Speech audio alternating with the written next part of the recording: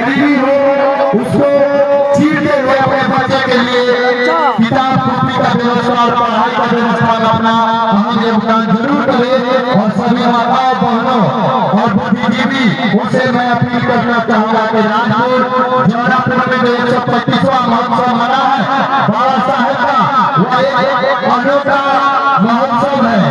बाबा साहेब ने कहा था कि जो शिक्षित होगा, शिक्षा वो से लेकर दूसरा दूध है जो जितना पिएगा उतना शिक्षा का दूध जितना पी रहा पियो। और शिक्षा एक ऐसा चलने का दूध है जो जितना पिएगा वो कहाएगा। कलेक्टर से लेकर के चपरासी हो या जज हो या प्रधानमंत्री हो या राष्ट्रपति हो, सभी शिक्षा के बदौलत भी बनता है। और सब बाबा साहब का सामने अपना सर झुकाता है, क्योंकि वो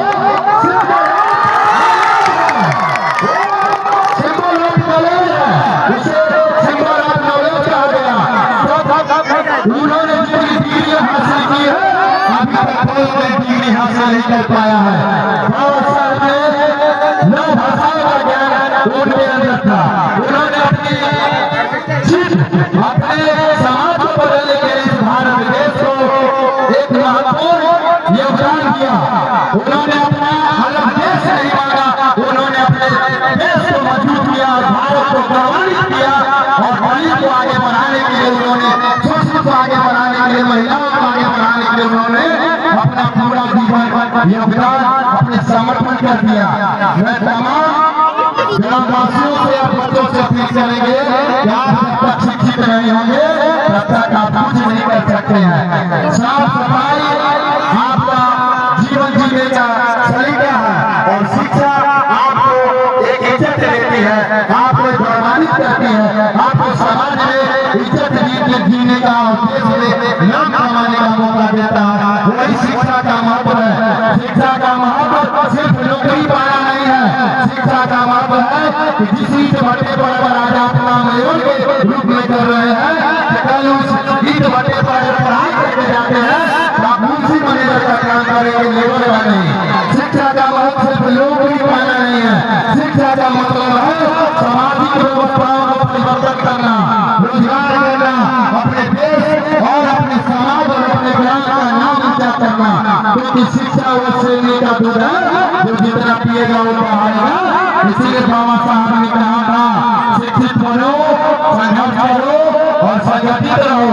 जितना आप शिक्षा के प्रति जागरूक होंगे उतना आपका मनोबल बढ़ेगा, आपका घर आगे बढ़ेगा, आपका समाज आगे बढ़ेगा, आपका देश आगे बढ़ेगा। इसीलिए संत गांधी महाराज जी ने कहा था कि आपको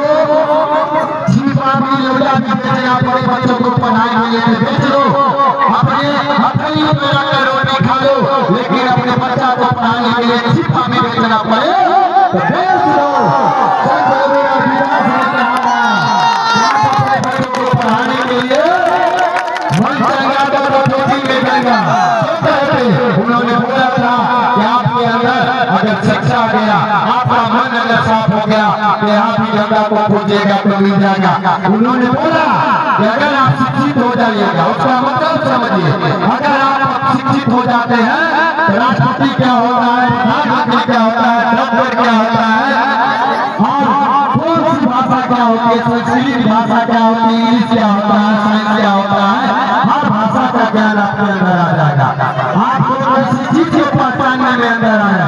आप अगर बाहर कमाने जाते हैं, कौन सा ट्रेन पकड़ना है, मोबाइल का युग आ गया, टेक्नोलॉजिकल जमाना आ गया, आप टेक्निकल में भी आगे बढ़िए। जब तक आप पढ़िएगा नहीं तब तक आप आगे बढ़िएगा नहीं। आज बाबा साहब का 125वें मरतबा पर आप लोग प्रतिज्ञा करें कि हम जहाँ वही जिस व्यवस्था में है उस व्यवस्था में पढ़ेंगे, पढ़िएगा ना, पढ़िएगा जी।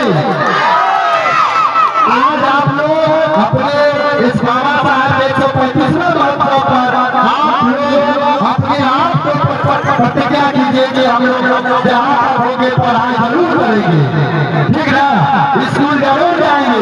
क्योंकि स्कूल जाइएगा, बैठने का सीखिएगा, समाज में सभी वर्गों के बच्चों के साथ पढ़ने का सीखिएगा, साफ सफाई रहने का सीखेगा। क्योंकि साफ सफाई रहना इसलिए जरूरी है कि आपके स्वास्थ्य को बचाएगा। और शिक्षा के बाद अगर सबसे बड़ा कोई धन है तो वो आपका स्वास्थ्य है। इसीलिए स्वास्थ्य पर हम लोगों को ध्यान देना है। जब आप स्वस्थ रहिएगा तब आप स्वस्थ रहिएगा।